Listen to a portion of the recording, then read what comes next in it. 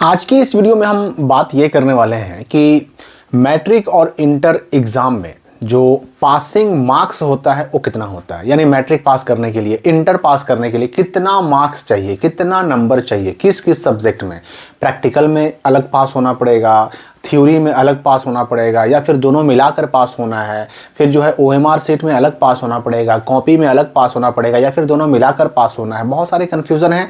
लेकिन इस वीडियो को देखने के बाद जो 2026 में एग्जाम देने जा रहे हैं मैट्रिक इंटर का, या फिर उसके आगे साल 27 में देंगे, या फिर कभी भी देंगे, ये वीडियो देखने के बाद आपको बिहार बोर्ड के मैट्रिक और इंटर में पासिंग मार्क्स से जुड़ा अगर कोई डाउट है ना, तो वो क्लियर हो जाएगा। सबसे पहले तो मैं ये स्पष्ट कर दूं एक सवाल कि जो एडिशनल सब्जेक्ट होते हैं या फिर एक्स्ट्रा सब्जेक्ट होते हैं, अगर उसमें आप पास ना भी करते हैं, अगर उसमें क्रॉस लग जाता है, उसमें आप फेल हो जाते हैं, पासिंग मार्क्स हासिल ना कर पाते हैं, तो उससे ओवरऑल रिजल्ट पर कोई फर्क नहीं पड़ता।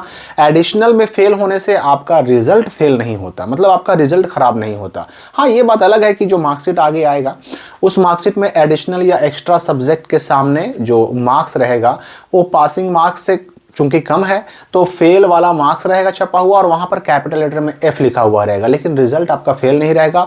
बाकी जो कंपलसरी सब्जेक्ट है ना 5, उनके आधार पर आपका मार्क्स भी रहेगा, डिवीजन भी रहेगा, जो डिवीजन के फायदे होते हैं वो सब मिलेगा। यानी एडिशनल में फेल होने से कोई नुकसान नहीं है मार्कशीट में जो F लिखा आ रहा है उसके अलावा।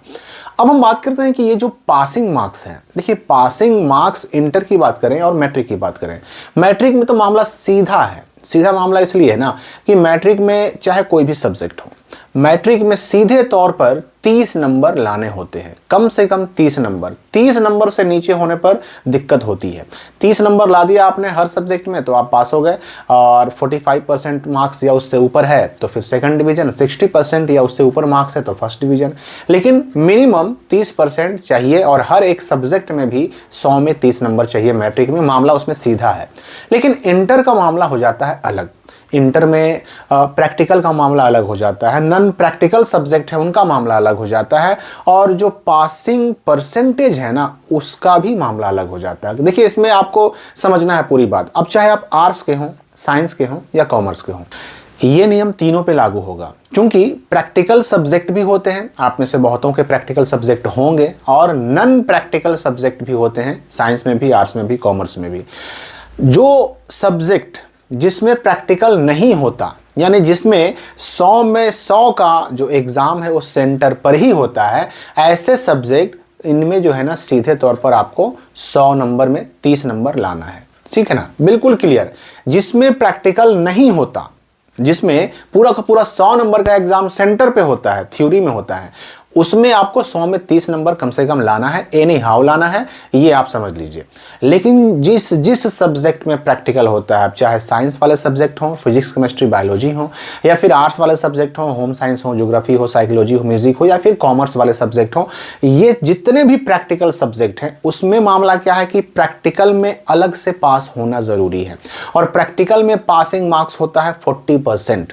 प्रैक्टिकल चूंकि इंटर में 30 नंबर का होता है, और 30 का 40% 40% कितना हुआ तो 12 नंबर हुआ। यानी आपका 30 में, प्रैक्टिकल में जो कि 30 नंबर का होता है, उसमें आपका 12 एक सब्जेक्ट में आना ही चाहिए।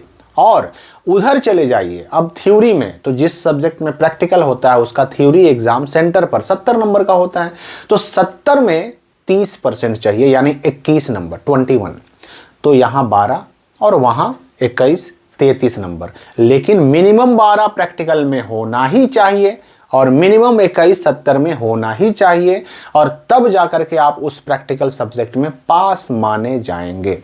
और मैं आपको ये बता दूं कि ठीक है, आपने 70 का जो एग्जाम, प्रैक्टिकल वाले सब्जेक्ट का जो 70 का एग्जाम सेंटर पे हो रहा है, उसमें आप 70 में 70 क्यों ना ले आइए, 70 में आप 65 क्यों ना ले आइए, लेकिन यहां प्रैक्टिकल में आपको 12 नहीं मिला, 11 ही मिला, तो आप फेल। उस सब्जेक्ट में आपका क्रॉस लग जाएगा, और जहां एक सब्जेक्ट में क्रॉस लगा फिर आपका रिजल्ट खराब। और यहां पर तो मामला प्रैक्टिकल वाला तो और भी थोड़ा सा खराब इसलिए हो जाता है ना कि प्रैक्टिकल में फेल होने पर अगले साल जो है ना फिर से सारे सब्जेक्ट का ही एग्जाम देना पड़ जाता है।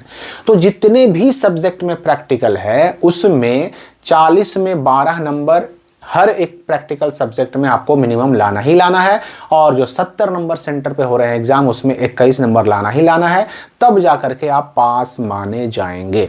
अब यहां पर एक सवाल उठता है कि अगर हमारा किसी सब्जेक्ट में जो मिनिमम पासिंग मार्क्स हैं, यानी जो 30% है या 35% है या फिर 40% है, ये मिनिमम जो परसेंटेज है पासिंग परसेंटेज, अगर हमारा पूरा नहीं होता, 1-2 नंबर कम हो रहा है, तो क्या ऐसी स्थिति में बिहार बोर्ड जो है कुछ रियायत देता है, कुछ ऐसे बच्चों को उनका रिजल्ट बनाने के लिए कुछ ग्रेस मार्क्स मिलता है? तो बिल्कुल मिलता है। बिहार बोर्ड के अंदर ग्रेस मार्क्स की पॉलिसी है, ग्रेस मार्क्स की व्यवस्था है, मैट्रिक वालों के लिए भी, इंटर वालों के लिए भी। और ग्रेस मार्क्स के तहत ऐसे बच्चे जिनका 1 या 2 सब्जेक्ट में 1 नंबर से 2 नंबर से अगर उनका रिजल्ट छूट रहा है, अगर उनका क्रॉस लग रहा है, अगर उनका डिवीजन छूट रहा है, फर्स्ट नहीं हो पा रहे 1-2 नंबर से, या फिर सेकंड नहीं हो पा रहे 1-2 नंबर से, तो ऐसे केस में बिहार बोर्ड ग्रेस नंबर देता है। लेकिन कितना देता है, किसको देता है, कब देता है, ये सारी चीजें बिहार बोर्ड पर डिपेंड करती हैं। इस पर विस्तार से आगे वीडियो आएगा। लेकिन हाँ, इतना तय है कि ग्रेस मार्क्स की पॉलिसी है बिहार बोर्ड के अंदर, हर साल बच्चे पास होते हैं, और जो बच्चे ग्रेस मार्क्स से पास होते हैं उनके उस सब्जेक्ट के मार्क्स के बगल में जो एक्स्ट्रा मार्क्स ग्रेस के रूप में मिलता है ना, वहां पर UR लिखा हुआ रहता है, अंडर रेगुलेशन उसका मतलब होता है। ठीक है, तो पासिंग आप समझ गया। मैट्रिक में सीधी बात है 30% आपको लाना ही लाना है। और यहां पर मैंने शुरू में एक सवाल उठाया था कि भाई जो OMR सीट हमारा जो किसी भी सब्जेक्ट की अगर हम बात करें, तो थ्योरी एग्जाम जो सेंटर पे होते हैं उसका आधा OMR पे एग्जाम होता है और आधा कॉपी पे। तो आपको वहां पर टेंशन नहीं लेना है। OMR का नंबर जो है OMR रीडर से चेक होने के बाद मिलता है। कॉपी पे जो आप आंसर देते हैं उस कॉपी को टीचर चेक करते हैं, तो आधा नंबर कहीं और मिलता है, आधा नंबर कहीं और मिलता है। लेकिन दोनों मिला करके आपका पासिंग होना चाहिए। ऐसा नहीं कि हमारा OMR अगर बिल्कुल ब्लैंक है और हमने कॉपी में आंसर लिख दिया है, काम भर लिख दिया है, पासिंग मार्क्स उसमें आने पर लिख दिया, तो आप पास हो जाएंगे। या कॉपी बिल्कुल ब्लैंक है, OMR में हमारा पासिंग मार्क्स आ जा रहा है, तो भी कोई दिक्कत नहीं है। दोनों मिला करके आ जाए आपका पासिंग मार्क्स, यानी जो 30% है वो आ जाए, कोई प्रॉब्लम नहीं है। आपका यहाँ प्रैक्टिकल में अलग पास होना इंटर में, और थ्योरी में अलग पास होना इंटर में, ये ज़रूरी है। वहाँ जो सब्जेक्टिव और ऑब्जेक्टिव का मामला है उसमें अलग अलग पास होने की ज़रूरत नहीं है, ये आप समझ गए होंगे। तो अगर एक लाइन में कहें तो मैट्रिक में हर एक सब्जेक्ट में 30% नंबर आपको लाना है, और ओवरऑल भी 30% होना चाहिए। ठीक है, इंटर की बात करें तो उसमें जो जिस सब्जेक्ट में प्रैक्टिकल नहीं होता उसमें 100 में 30 कम से कम आना चाहिए, और जिस सब्जेक्ट में प्रैक्टिकल होता है तो प्रैक्टिकल में कम से कम 12, और थ्योरी में जो सेंटर पे एग्जाम होता है उसमें कम से कम 21 नंबर होना चाहिए। और अगर किसी एक सब्जेक्ट में भी आपका क्रॉस लग गया तो आपका रिजल्ट खराब हो जाएगा। और अगर मान लेते हैं कि क्रॉस लग रहा है, नंबर 1-2 नंबर कम आ रहे हैं, ग्रेस मार्क्स मिल गया, तब तो बात बन जाएगी। लेकिन याद रखिए कि 1 और 2 सब्जेक्ट में फेल होने पर, क्रॉस लगने पर बच्चे को कंपार्टमेंटल एग्जाम देने का मौका मिलता है। लेकिन 2 से ज़्यादा 3 सब्जेक्ट में अगर आप फेल होते हैं, क्रॉस लगता है, तो ऐसे बच्चे को अगले साल पूरे सब्जेक्ट का एग्जाम देना पड़ता है, सारे सब्जेक्ट का एग्जाम देना पड़ता है। तो पासिंग मार्क्स से जुड़े लगभग सारे डाउट मैंने क्लियर कर दिए। अगर कोई डाउट आपका बच गया हो तो कमेंट में पूछ सकते हैं। हम मिलेंगे अगली वीडियो में नए अपडेट के साथ।